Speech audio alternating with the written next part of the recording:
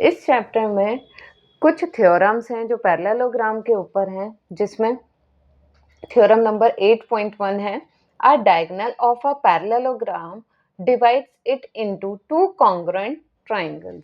अब कह रहा है कि ये थ्योरम कहती है कि जो पैरेललोग्राम है, मैंने एक पैरेललोग्राम बना दिया, इसका जो डायगोनल है वो दो कॉन्ग्रुएंट ट्रायंगल्स में डिवाइड करता है। ठीक है, ये वाला ट्रायंगल इस वाले ट्रायंगल के कॉन्ग्रुएंट होगा। जैसे मैं अगर नाम दे देती हूँ इसे ए बी सी डी, तो triangle A B D, triangle A B D congruent होगा triangle A B D, congruent होगा ट्रायंगल सी डी बी के।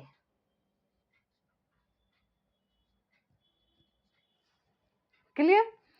अगर मैं इस डायगोनल की जगह ये वाला डायगोनल में ले लेती हूँ, ठीक है, अब मैंने ये वाला डायगोनल ले लिया, तो इसमें ट्रायंगल कौन सा बन गया? A B C, triangle A B C congruent होगा, ए बी सी कॉन्ग्रुएंट हो जाएगा ट्रायंगल सी डी ए के। तो आप इससे समझे होंगे कि थ्योरम 8.1 में क्या कहता है कि a diagonals of a parallelogram divides it into two congruent triangles। जो डायगोनल्स हैं वो दो congruent triangles में डिवाइड कर देता है।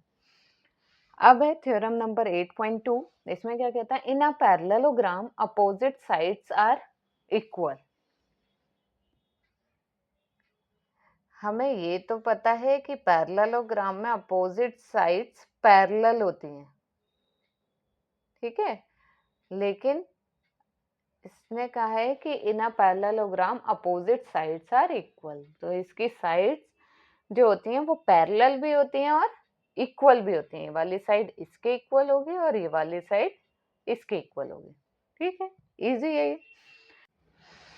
अब नेक्स्ट थ्योरम कहती है theorem 8.3, if each pair of opposite sides of quadrilateral is equal then it's a parallelogram. वो कहता है कि अगर कोई भी क्वाड्रिलेटरल में,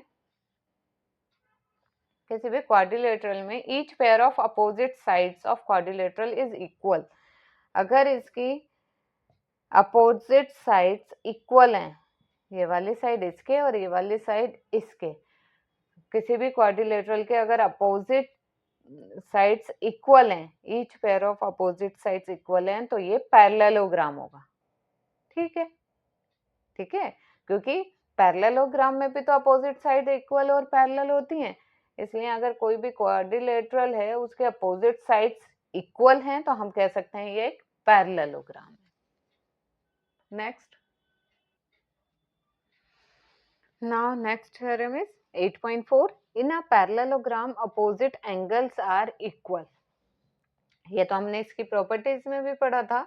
जो पैरेललोग्राम होता है उसके अपोजिट एंगल्स जो होते हैं वो इक्वल होते हैं। ठीक है, ये एंगल इसके इक्वल होगा, ये एंगल इसके इक्वल होगा। अब थ्योरम 8.5, इसमें क्या कह रहा है? If in a quadrilateral each pair of opposite angles is equal then it is a parallelogram. कह रहा है कि अगर कोई भी क्वाड्रिलेटरल है हमारे पास, ठीक है, कोई भी क्वाड्रिलेटरल है, if in a quadrilateral each pair of opposite angles is equal, अगर इसके अपोजिट एंगल्स इक्वल हैं, ठीक है, then it is a parallelogram, तो वो पैरेललोग्राम होगा। ठीक है, अगर कोई किसी भी क्वाड्रिलेटरल के अपोजिट एंगल्स इक्वल होंगे तो हम उसको पैरेललोग्राम कह सकते हैं, वो पैरेललोग्राम होगा। अब थ्योरम 8.6 कहते हैं the diagonals of a parallelogram bisect each other.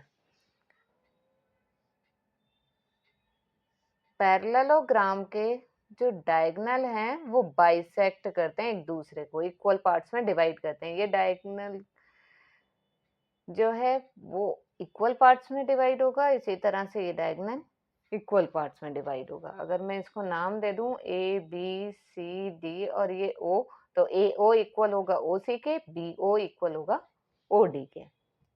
Now next theorem 8.7 क्या कहती है, if the diagonals of quadrilateral bisect each other than it is a parallelogram.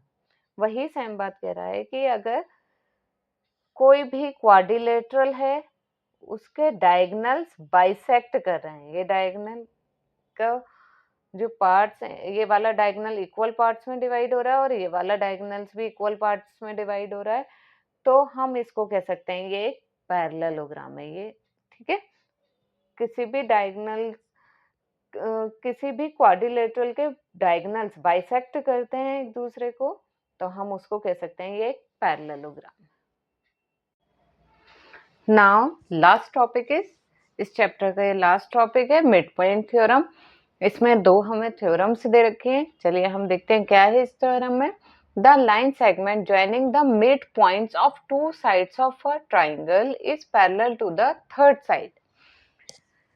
The line segment joining the mid points of two sides of triangle, triangle के दो side पर जो mid point है, triangle है इसकी ये दोनों साइड ले लेते हैं, जिन पर दो मिड पॉइंट है, उनसे जो लाइन बनती है ज्वाइनिंग से, वो थर्ड साइड के पैरेलल होती है। ठीक है, जैसे अगर मैं इसको नाम दे देती हूँ ABC EF, तो EF पैरेलल होगी BC। क्लियर? इस थ्योरम का मतलब यही है कि अगर ट्राइंगल की किसी भी दो साइड पर मिड पॉइंट से जो लाइन बनती है वो थर्ड साइड के पैरेलल होती है।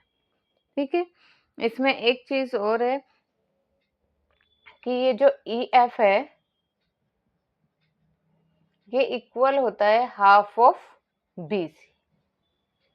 ठीक है, EF जो होता है मिड पॉइंट थ्योरम में ये भी है, ये इम्पोर्टेंट है जो आपके क्वेश्चन सॉल्व करने में हेल्प करेगा। अब थ्योरम 8.9, इसी थ्योरम के कन्वर्स दे रखा है। The line draw through the mid point of one side of a triangle parallel to another side bisect the third side.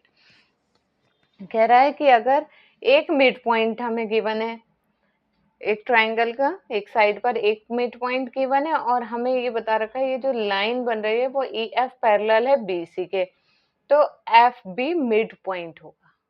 ठीक है, ये इसी का कन्वर्स है। जैसे इसमें था ये दोनों मिड पॉइंट थे तो EF पैरेलल था BC के, अब इसमें दे रखा है एक मिड पॉइंट है और जो लाइन बन रही है E से वो EF पैरेलल है BC के, ये हमें गिवन है, तो FB मिड पॉइंट होगा। ठीक है, another side bisect the third side. ठीक है, जो हमारी दूसरी साइड बचेगी वो भी बाइसेक्ट करेगी, मतलब इक्वल पार्ट्स में डिवाइड करेगी। उसका मतलब क्या है, ये पॉइंट भी मिड पॉइंट है। यहाँ पर हमारा इंट्रोडक्शन कंप्लीट होता है। आपको मेरी वीडियो पसंद आई हो तो please like share and subscribe my channel, और इसके आगे की एक्सरसाइज हम नेक्स्ट वीडियो में करेंगे।